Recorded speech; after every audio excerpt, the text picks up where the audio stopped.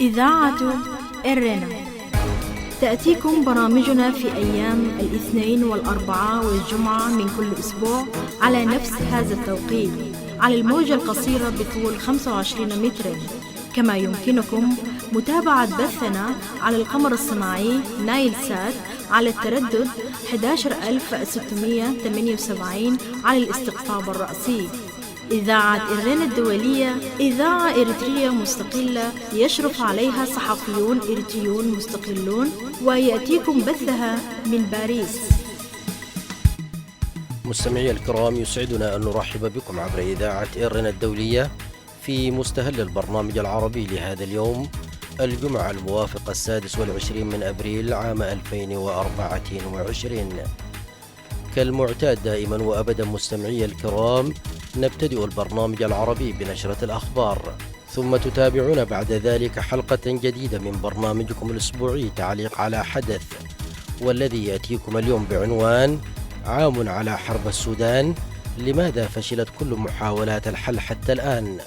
وذلك من خلال استعراضنا لمقال تحليلي نشره موقع إذاعة صوت ألمانيا في 11 من إبريل الجاري. وقتا طيبا نرجوه لكم مستمعي الكرام مع فقرات برامجنا لهذا اليوم.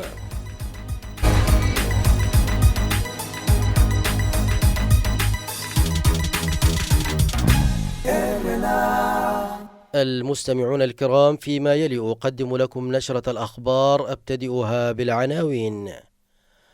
مسؤول أمني بشرق السودان يفجر أزمة قبلية، وذلك بوصفه مكونات محددة من شرق السودان بأنهم لاجئين من دولة مجاورة، ويدعو إلى سحب الجنسيات منهم. مصرع عشرات الأشخاص على الساحل الجيبوتي بعد انقلاب وتحطم قارب كانوا على متنه. ووصول سفينة عسكرية تركية إلى ميناء مقديشو في إطار الاتفاق الاقتصادي بين البلدين. كانت تلكم سيداتي سادتي عناوين الأخبار، وإليكم التفاصيل من إذاعة إرنا الدولية في باريس. أدت تصريحات أدلى بها مسؤول أمني سابق في ولاية كسل السودانية إلى حالة من التوتر والاحتقان القبلي في شرق السودان، ما دفع القوى الاجتماعية والسياسية المدنية إلى وصف تلك التصريحات بالعنصرية، وبأنها تحض على تأجيج خطاب الكراهية. وكان مدير جهاز الأمن والمخابرات السابق في ولاية كسل السودانية اللواء معاش بدر الدين عبد الحكم وصف مكونات قبلية محددة من شرق السودان بأنهم لاجئون من دولة مجاورة، داعيا إلى سحب الجنسية السودانية منهم فورا، في إشارة إلى مكوني الحباب والبني عامر اللذين لهما امتداد في الداخل الإريتري. وأثارت تصريحات المسؤول الأمن السابق ردود أفعال غاضبة وسط المكونات الاجتماعية التي استهدفتها التصريحات في ولاية الشرق الثلاثة كسل والقضارف وبورسودان، مما دفعها إلى عقد لقاءات جماهيرية حاشدة مطالبة الجهات المسؤولة بضرورة إخضاع المسؤول الأمن السابق للمساءلة القانونية. وحذرت بعض القيادات في الشرق من أن تؤدي تلك التصريحات إلى إعادة الصدامات القبلية التي شهدتها ولايات الإقليم في السنوات الماضية، والتي أدت إلى مقتل وإصابة العشرات بين المكونات القبلية. لقي 21 شخصا على الأقل حتفهم، وفقد نحو 23 آخرين بعد انقلاب قارب كان يقل مهاجرين قبال سواحل جيبوتي، وفق ما أعلنت المنظمة الدولية للهجرة الثلاثاء الماضي. وقالت المنظمة في منشور لها على موقع إكس إن عمليات البحث والإنقاذ التي تجريها السلطات المحلية والمنظمات الدولية للهجرة مستمرة، مشيرة إلى أن القارب الذي انقلب قبالة سواحل جيبوتي كان على متنه 77 مهاجرا من بينهم أطفال. وقالت مديرة بعثة المنظمة الدولية للهجرة تانيكا باسيفيكو إن 23 من أصل 77 شخصا كانوا على متن القارب اعتبروا في عداد المفقودين، وجرى انتشال 23 جثة بعضها لأطفال. وأشارت باسيفيكو إلى أن القارب كان متجها إلى سواحل جيبوتي بعدما انطلق من اليمن يوم الاثنين الماضي. من جهته أفاد السفير الأثيوبي لدى جيبوتي برهان سقا على منصة إكس بأن القارب كان يقل مهاجرين أثيوبيين من اليمن، وأن الحادث وقع ليلة الاثنين قبالة جدوريا في شمال شرق جيبوتي. هذا وتعتبر الواقعة هي الأحدث ضمن سلسلة الحوادث المميتة فيما يعرف بطريق الهجرة الشرقي، الذي يخوضه عشرات آلاف المهاجرين الأفارقة في رحلة محفوفة بالمخاطر عبر البحر الأحمر واليمن للوصول إلى السعودية هربا من النزاعات أو الكوارث الطبيعية أو سعيا لفرص اقتصادية أفضل. في إطار اتفاقية التعاون الدفاعي الأخيرة الموقعة بين الصومال وتركيا، وصلت إلى ميناء مقديشو الثلاثاء سفينة عسكرية تركية، وبحسب ما ذكرت وكالة الأناضول أقيمت على متن السفينة العسكرية فعاليات استقبال شارك فيها الرئيس الصومالي حسن شيخ محمود ووزير الدفاع الصومالي عبد القادر محمد نور، إلى جانب السفير التركي البيرقتاش وضباط وعسكريين أتراك. وفي كلمة خلال الحفل قال الرئيس الصومالي حسن شيخ محمود إن وصول السفينة العسكرية التركية يشكل إشارة واضحة لتنفيذ مضامين اتفاق التعاون الدفاعي والاقتصادي الذي أبرم بين البلدين في فبراير الماضي، مضيفا إلى أن الصومال بات أقرب من ذي قبل في حماية حدوده البحرية من خلال هذه الاتفاقية التي ستساهم في تأهيل وتدريب البحرية الصومالية. من جهته أشار السفير التركي إلى أن الاتفاقية الموقعة بين تركيا والصومال هي مؤشر على العلاقات القوية بين البلدين الشقيقين، وأكد أقطاش أن تركيا ستواصل دعمها بكل حزم في حماية سيادة الصومال وسلامة أراضيه. هذا وكانت تركيا والصومال وقعتا في العاصمة الصومالية مقديشو اتفاقية للتعاون الدفاعي والعسكري في 8 فبراير الماضي، وذلك بعد تأزم العلاقات الدبلوماسية مع أثيوبيا بسبب توقيع الأخير مذكرة تفاهم مع إقليم أرض الصومال الانفصالي للحصول على منفذ بحري مقابل الاعتراف بالإقليم كدولة مستقلة ومنحه أسهما في الخطوط الجوية الأثيوبية. بهذا أصل إياكم مستمعي الكرام إلى ختام النشرة الإخبارية لهذا اليوم، وقتا طيبا أرجوه لكم مع متابعة بقية فقرات برامجنا. راديو إيرنا. مستمعي الكرام، كما نوهنا في بداية البرنامج، تتابعون فيما يلي حلقة جديدة من برنامجكم الأسبوعي تعليق على حدث، والذي يأتيكم اليوم بعنوان عام على حرب السودان، لماذا فشلت محاولات الحل حتى الآن، والذي نشره موقع إذاعة صوت ألمانيا في 11 من أبريل الجاري. نتابع سويا. إذاعة إيرنا، صوت مستقل لإريتريا. أهلا بكم مجددا مستمعي الكرام ومستمعات الكريمات. أكملت الحرب السودانية في الأسبوع الماضي عامها الأول، والتي أدت بحياة الآلاف وشردت الملايين، وتسببت بدمار كبير في البنية التحتية والمرافق الحيوية، وأوصلت البلاد على شفا مجاعة نتيجة توقف حركة النشاط الاقتصادي. ويحمل كل طرف الآخر المسؤولية بشأن تفاقم الأوضاع الإنسانية والانسداد السياسي، وذلك وسط غياب لأي بوادر لحل سياسي قريب، سوى الإشارات من هنا وهناك بوجود مساعي لإعادة طرفي الصراع إلى طاولة المفاوضات، كما أشار إلى ذلك المبعوث الأمريكي الخاص إلى السودان توم بريلو في مقابلة مع صحيفة الشرق الأوسط، وأقر بوجود مفاوضات غير رسمية جارية في الوقت الحالي، وحذر من خطورة الحرب في السودان، داعيا إلى ضرورة حل الأزمة سريعا قبل تحولها إلى حرب إقليمية، ورجح أن تبدأ محادثات جدة قريبا، ولكن دون تحديد سقف زمني لذلك. وكان آخر هذه التحركات والمساعي المؤتمر الإنساني حول السودان الذي استضافته العاصمة الفرنسية باريس في 15 من أبريل الجاري، بهدف حشد الدعم لتخفيف تأثيرات الحرب على السودان وجوار السودان، وهو مؤتمر شهد استبعاد طرفي الحرب في السودان بحجة عزلهما عن المشهد السياسي وممارسة الضغوط عليهما، بينما أتيحت الفرصة للقوى المدنية السودانية، وهو ما قوبل برفض واستنكار من الحكومة السودانية. حول هذا الموضوع مستمعي الكرام ومستمعات الكريمات، نقرأ لكم اليوم تحليلا سياسيا لعماد حسن وكريستين كنيب نشره موقع إذاعة صوت ألمانيا بعنوان عام على حرب السودان، لماذا فشلت كل محاولات الحل حتى الآن، والذي نشر في 11 من أبريل الجاري. نتابع سويا.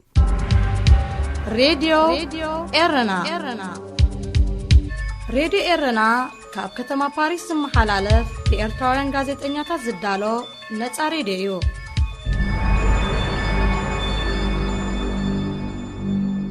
يقول التقرير: تدخل الحرب في السودان عامها الثاني وسط نزوح الملايين مع تحذيرات دولية من مجاعة هائلة في دولة دمرت بنيتها التحتية بشكل كامل، ويأتي هذا في ظل أدوار مثيرة للجدل لدول إقليمية، ما يتسبب بإطالة الحرب وتراجع الأمل في السلام.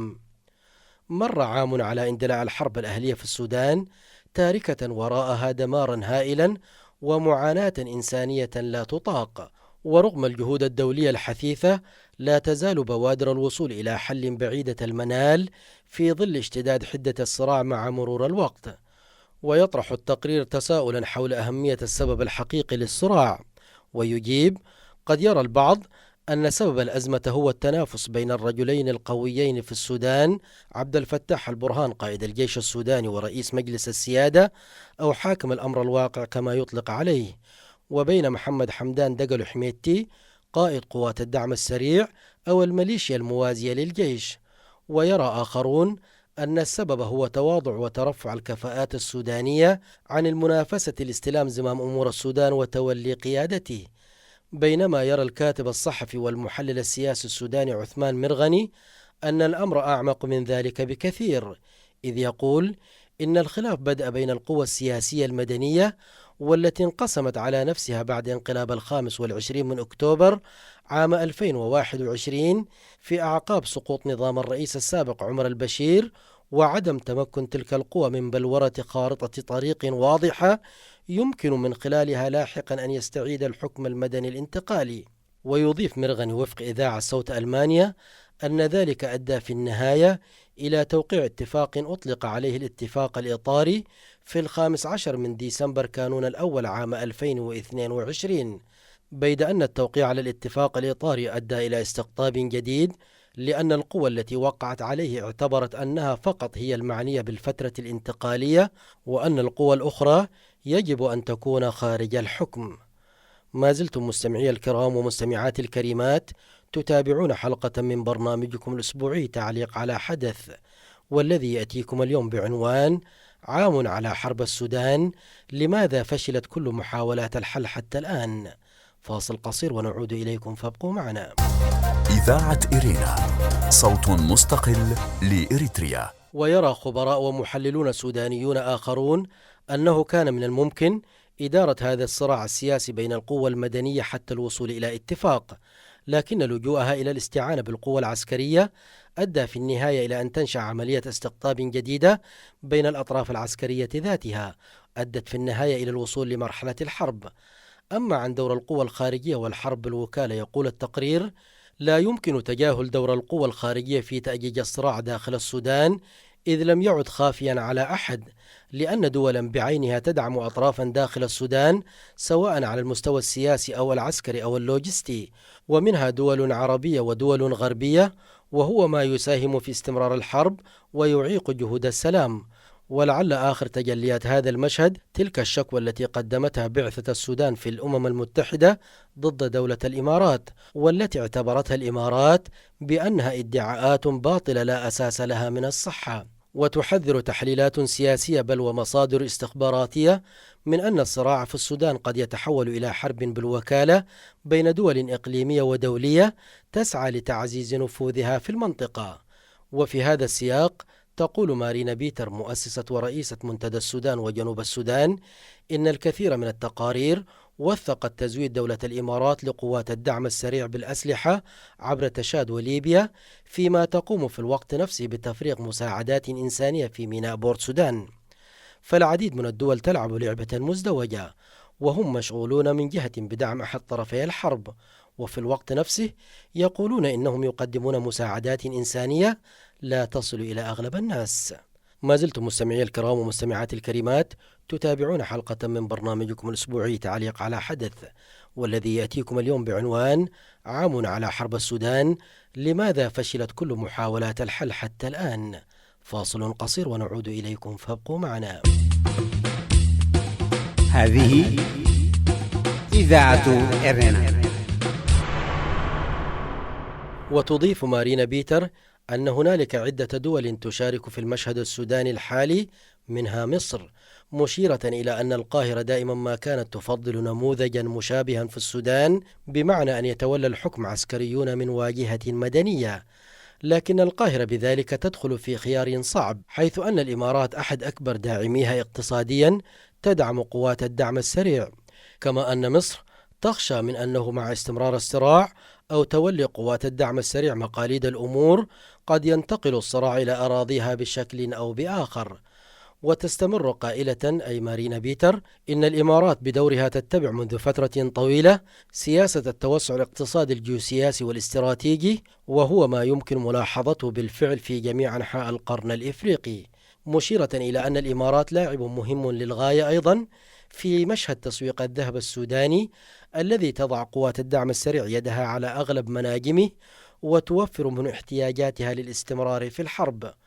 وربما العامل الأهم هو أن الطرف الآخر يشار إليه على أنه يحوي عناصر إسلامية من النظام السابق، وهو ما تكن له الإمارات عداء شديدا للغاية، وبالتأكيد هي تريد منع الإسلاميين في السودان من العودة إلى السلطة بأي شكل من الأشكال. وترى مارينا بيتر أن الجديد القادم إلى المشهد الآن هو إيران، وهذا أمر مهم، كما كان الجيش السوداني يبحث عن حلفاء جدد بما في ذلك الجزائر، لأن الأخيرة تشغل مقعدا في مجلس الأمن كدولة إفريقية. أما بالنسبة لإيران فهي تزود القوات المسلحة السودانية حاليا بطائرات مسيرة. ما زلتم مستمعي الكرام ومستمعات الكريمات تتابعون حلقة من برنامجكم الأسبوعي تعليق على حدث، والذي يأتيكم اليوم بعنوان عام على حرب السودان، لماذا فشلت كل محاولات الحل حتى الآن؟ فاصل قصير ونعود إليكم، فابقوا معنا.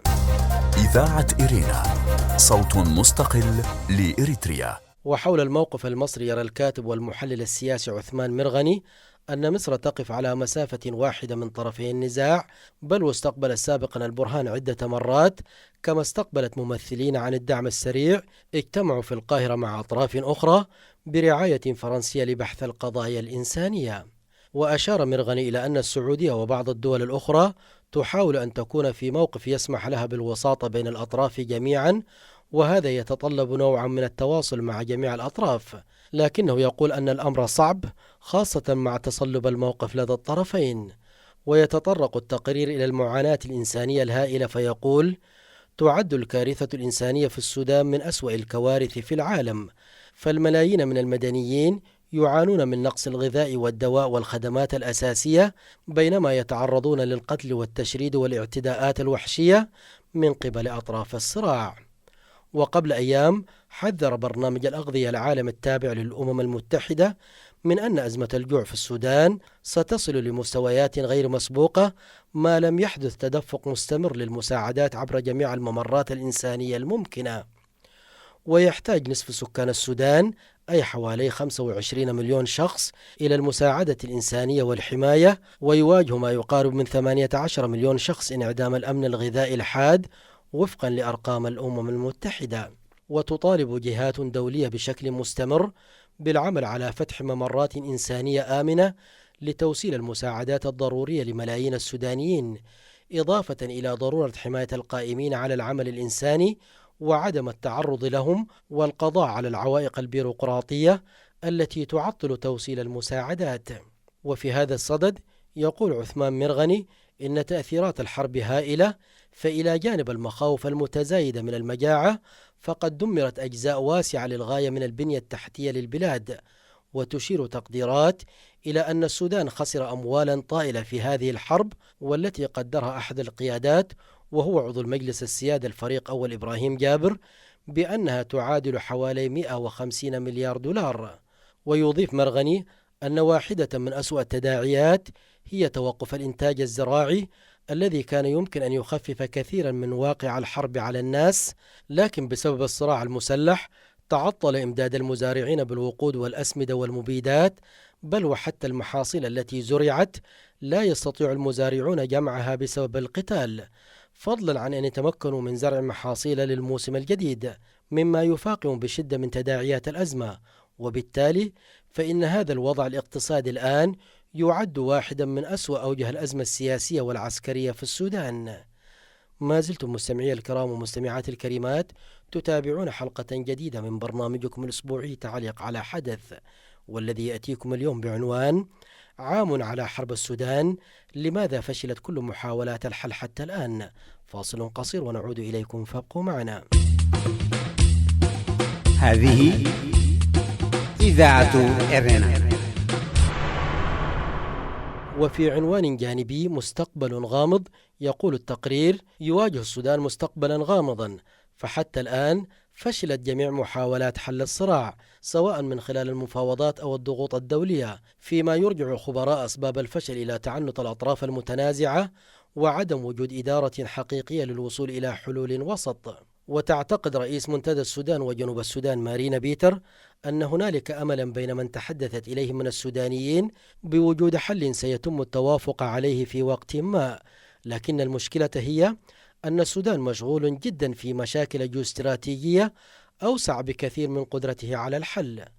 وتطالب الحركة الديمقراطية والمجتمع المدني في السودان بوقف فوري للحرب وإطلاق حوار وطني شامل يضم جميع الأطراف السودانية، والعمل على إقامة نظام ديمقراطي عادل يلبي تطلعات الشعب السوداني في الحرية والعدالة والمساواة. ويقول المحلل السياسي عثمان مرغني إن الأحزاب السودانية والمكونات السودانية الأخرى لها قدرة على التفاعل والتعامل بصورة مباشرة مع أزمة الحرب والأزمة العسكرية، لأن لديها اتصال وثيق بالطرفين العسكريين، ويمكن أن تكون هي الجسر الذي يوصل الجميع إلى بر السلام. لكن للأسف الشديد، والقول عثمان مرغني، أن الأطراف السياسية مختلفة ومتشظية بشكل كبير جدا، وللأسف أيضا فإن الكثير منها تحاول أن تحجز مقعدها في سلطة ما بعد الحرب، وهو الأمر الذي يعقد الأمور بشدة. انتهى التقرير. وعطفا على ما سبق نقول مستمعي الكرام ومستمعات الكريمات إن الوضع في السودان ما يزال محتقنا ويزداد سوءا يوما بعد آخر، مما يجعل البلاد عرضة أكثر لحرب أهلية وقبلية والغوث في وحل مستنقع التفلت الأمني نتيجة تسليح المدنيين. أضف إلى ذلك وجود عدد من المجموعات الإثنية التي تم تسليحها وتدريبها للانخراط في صفوف القتال.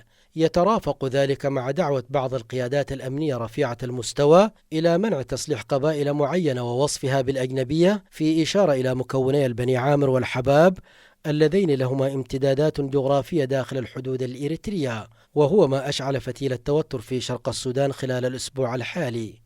وما لم تعي الأطراف المتسارعة بشقها العسكري والمدني لخطورة الموقف الذي تمر به البلاد، فحتما سيكون ذلك الشرارة التي تذكي الحرب الأهلية والصراعات القبلية، وتدق إسفينا بين وحدة الشعب السوداني التي تمر بمخاض عسير.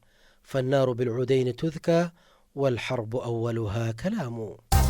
إذاعة إرينا، صوت مستقل لإريتريا. استمعتم فيما مضى سيداتي سادتي إلى حلقة اليوم من برنامج تعليق على حدث. في ختام البرنامج العربي لهذا اليوم أعود وأذكر بعناوين الأخبار. مسؤول أمني سابق يفجر أزمة قبلية في شرق السودان بوصف مكونات قبلية من شرق السودان بأنهم لاجئين من دولة مجاورة، ويدعو إلى سحب الجنسيات منهم. مصرع عشرات الأشخاص على الساحل الجيبوتي بعد انقلاب وتحطم قارب كانوا على متنه. ووصول سفينة عسكرية تركية إلى ميناء مقديشو في إطار الاتفاق الدفاعي والاقتصادي بين البلدين. بهذا نصل إياكم مستمعي الكرام إلى ختام البرنامج العربي لهذا اليوم. تقبلوا تحياتي وتحيات الفريق العامل بإذاعة إرنا الدولية في باريس، وحتى نلتقيكم في البرنامج القادم في أمان الله. هذه إذاعة إرنا.